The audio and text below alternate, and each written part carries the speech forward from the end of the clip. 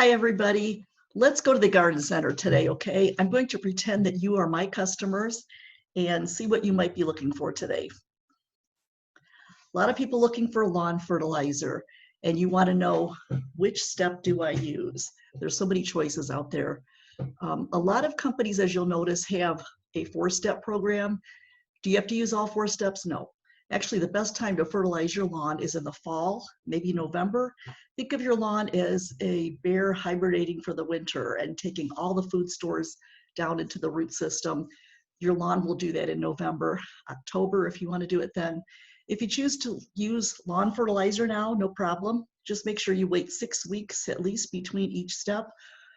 An easy way to remember, some people think of the holidays.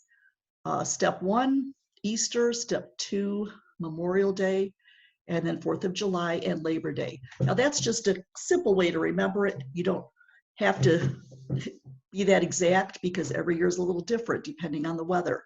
We might have an early spring or a late spring.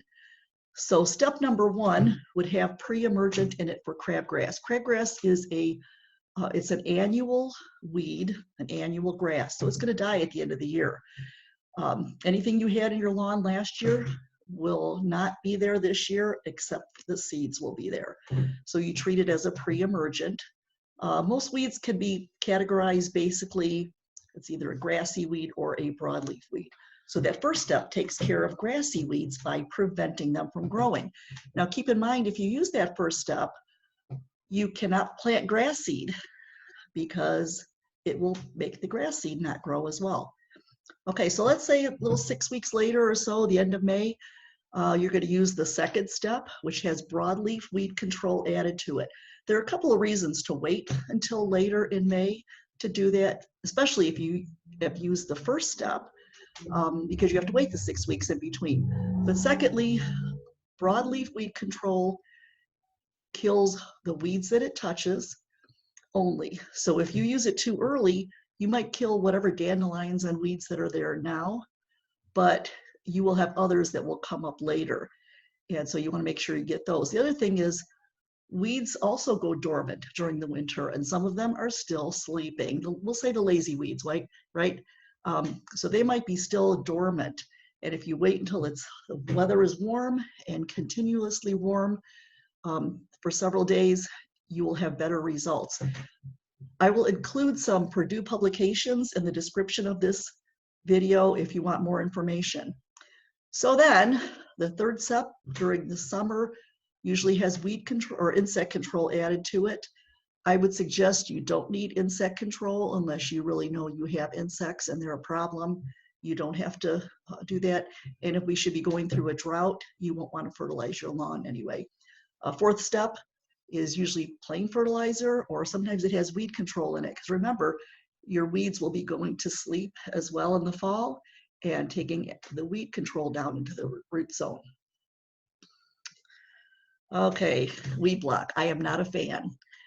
It works for a while. I've seen so many issues with it like this. First of all, you have to kill everything first. You can't just put weed block on top of your weeds and think that it will kill them. You have to make sure that any weeds you have there are dead, not just mostly dead, but dead. Can you pull the weeds?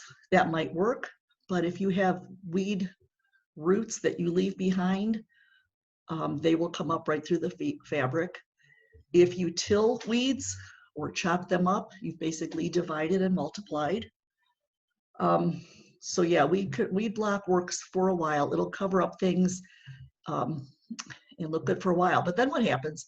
You put a layer of mulch on top of that weed block, and before long, that mulch becomes a nice composted layer of mulch, which is the perfect and prime spot for germinating all new weed seeds. Most of the weeds you get every year are going to be things that the birds plant for you or the wind plants for you. Another reason I don't like weed block is because the earthworms can't do their thing. Earthworms are very good at composting and aerating the soil, and they can't get up there into the mulch to do that. You can avoid weeds by planting very closely Plant things tight and together, use ground covers or whatever. And then also pre-emergent. Now keep in mind, a pre-emergent interferes with the germination of seeds. I should make you repeat that after me. That's all it does, interferes with the germination of seeds. That's why I said you cannot plant grass seed where you have planted or where you have applied a pre-emergent. So you can't use a pre-emergent in your vegetable garden if you're going to plant seeds there, or in a flower garden if you're going to plant seeds. It does not kill weeds. It doesn't kill the roots of perennial weeds. All it does is interfere with the growth of, or the germination of seeds. By the way, this is my backyard a year or two ago. The picture on the far left is what it's supposed to look like. And those two pictures on the right are the before and after of the time I forgot to use my pre-emergent there. Right now I have a brandywine viburnum that is going to be filling up that empty spot soon. I just planted it last year. Okay, next question. Everybody wants to know, will this come back next year? Perennials will come back every year, but they only bloom for a few weeks. This is a beautiful echinacea that blooms in the fall, late summer and fall, called Cheyenne Spirit. Comes in many colors. There's an assortment right there. On the right is one of the, probably the best known annual for planting in the shade. Annuals don't come back every year, but they do bloom all summer.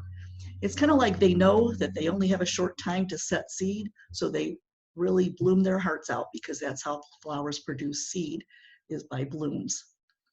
So perennials will come back year to year, but they will only bloom for a few weeks. And that's the same thing with shrubs too. Flowering shrubs only bloom for a few weeks.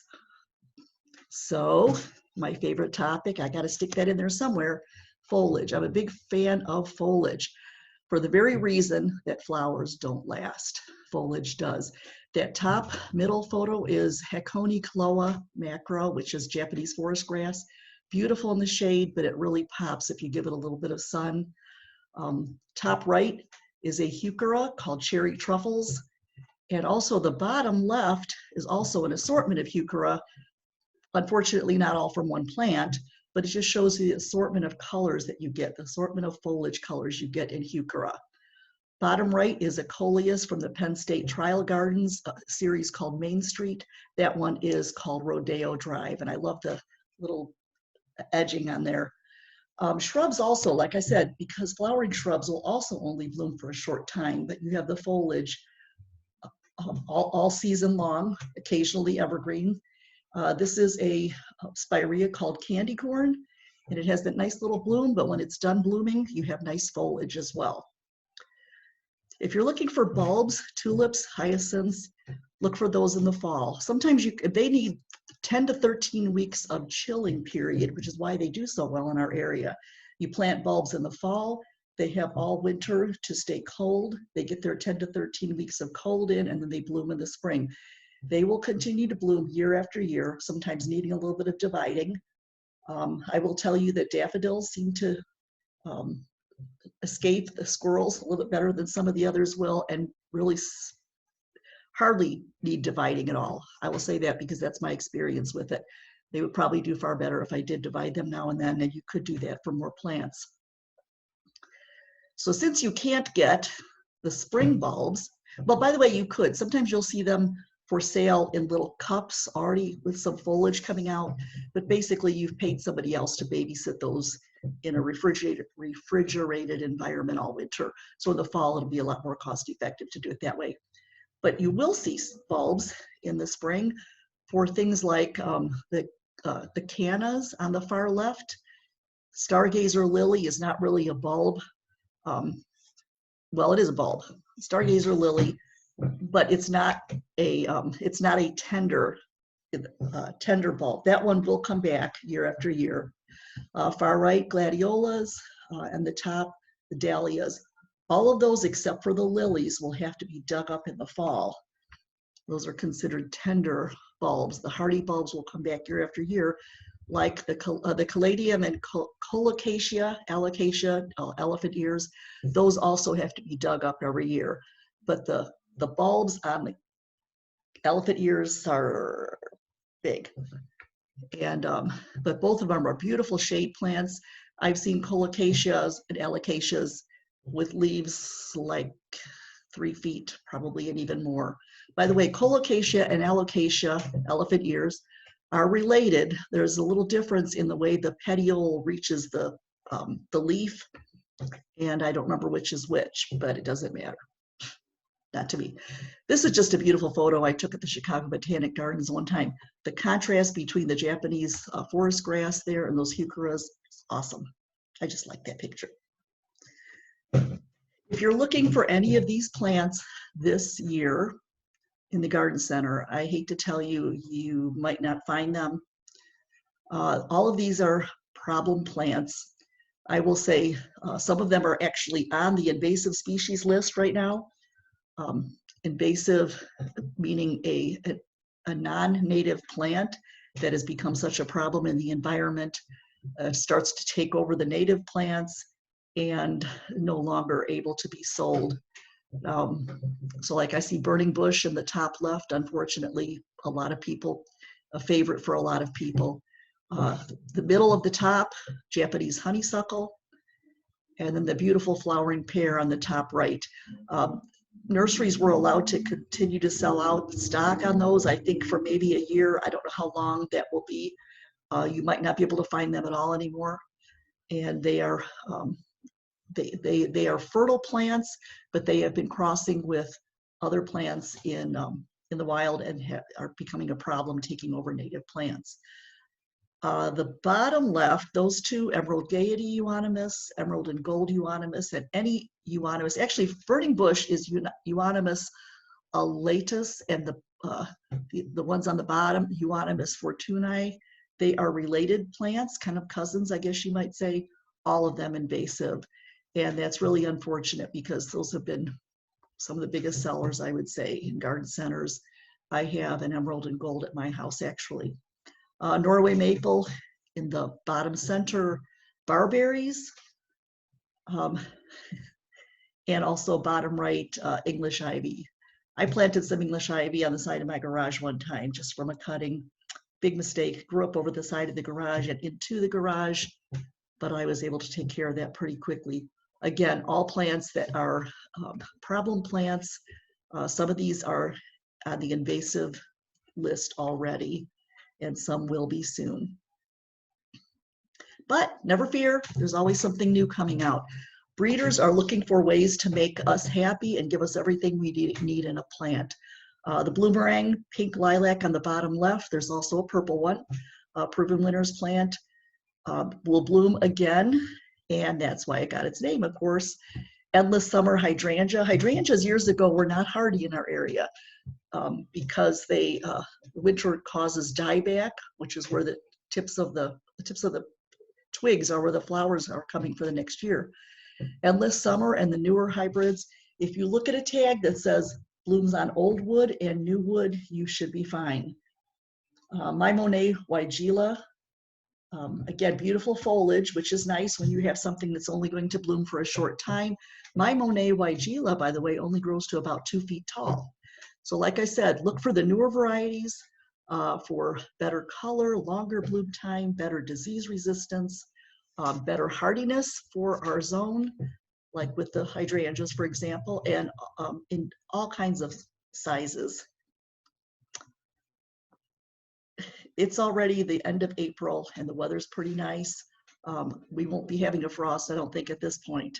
But to be safe, if you want to avoid any problems, wait until a little bit longer to plant things like tomatoes and peppers.